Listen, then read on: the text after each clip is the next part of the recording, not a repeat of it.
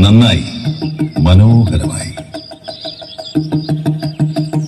ഉങ്ങളുടെ പൊണ്ണ് നല്ല അസലായി ആടി ഇറുക്കരുത്. എങ്കിൽ പിന്നെ രാമനാഥ, ഇവളെ നമുക്കങ്ങ് കൊണ്ടുപോകാം.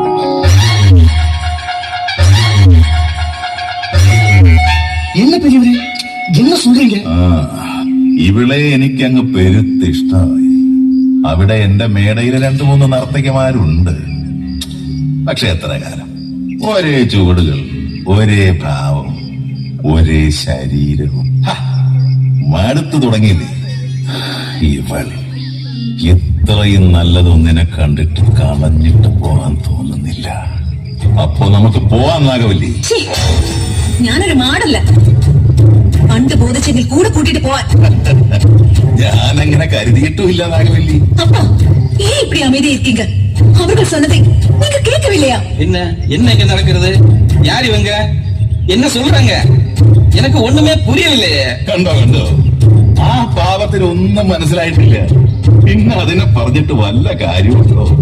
ആ മാരി, നല്ല ശുദ്ധ തമിഴിൽ കിളവിൽ പറഞ്ഞു കൊടുക്ക് ഞാൻ എന്താണ് പറഞ്ഞതെന്ന്. മാത്രമല്ല ആരാണ് ഞാനെന്നും കൂടി പറഞ്ഞു കൊടുക്കുക. அண்ணே, இது கொச்சுள்ளி சானா. அந்த மலையாள நாட்டுல ராஜா மாதிரி இல்ல, ராஜாவே தான். உங்க பொண்ணுக்கு ஆட்டத்தை அவருக்கு ரொம்ப பிடிச்சிருக்கு. ஆனால் சாணாருடைய அரண்மனையில நாட்டியக்காரியா கூட்டிட்டு போகணும்னு நினைக்கிறாங்க. அது மட்டும் சொன்னா போதுமா? രാജാവാണെന്ന് പറഞ്ഞതല്ലടാ. ഇങ്ങനെയാ രാജാവിനോട്.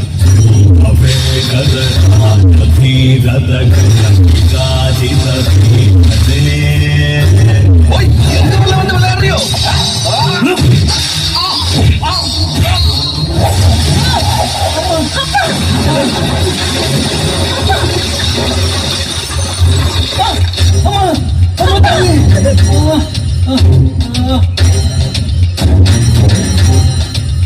நீ அப்பா மேல கை வச்சிட்டியா?